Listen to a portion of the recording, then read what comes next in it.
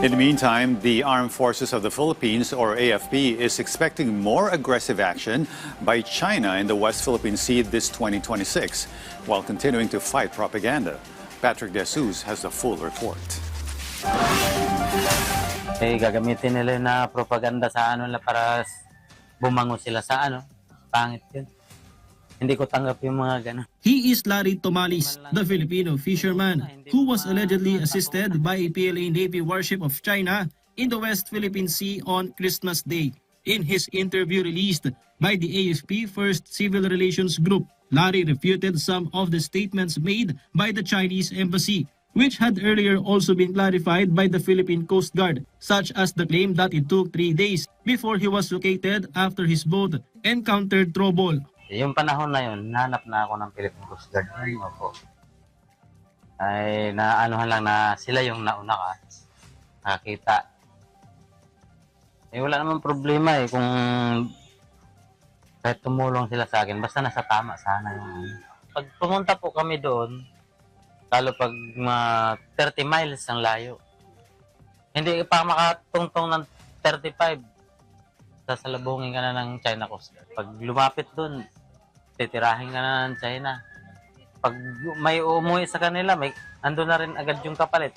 According to the Armed Forces of the Philippines, it is clearly mere propaganda if it runs contrary to China's actual actions in the West Philippine Sea. Such assistance rendered need not be publicized, especially by a country with a record of conducting coercive and aggressive actions.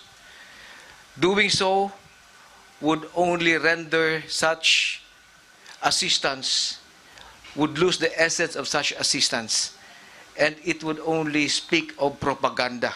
Compared to more than 200 in 2024, the monitored activities and vessels of China in the West Philippine Sea rose to more than 400 in 2025. More frequent training activities by PLA Navy warships were also noted, while they likewise supported the operations of the China Coast Guard and Chinese maritime militia vessels. This 2026, the AFP expects more aggressive actions by Chinese vessels. In response, the Philippines is further intensifying defense diplomacy with allied and partner countries. From only 9 in 2024, the AFP conducted a total of 20 maritime cooperative activities in the WPS last year, with India and France participating for the first time. Drills are a direct result of increased defense diplomacy, and you could expect that there would be more bilateral and multilateral maritime cooperative activities. There would be more multilateral exercises. The AFP also cautioned the public against statements that claim to be patriotic regarding the rights and sovereignty of the Philippines.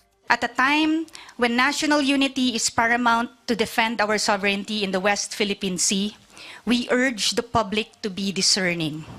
We must be vigilant against narratives that masquerade as patriotism, but in reality align with the advanced interests of foreign entities seeking to encroach upon our territory. Patrick De Jesus from the National TV Network for a new and better Philippines.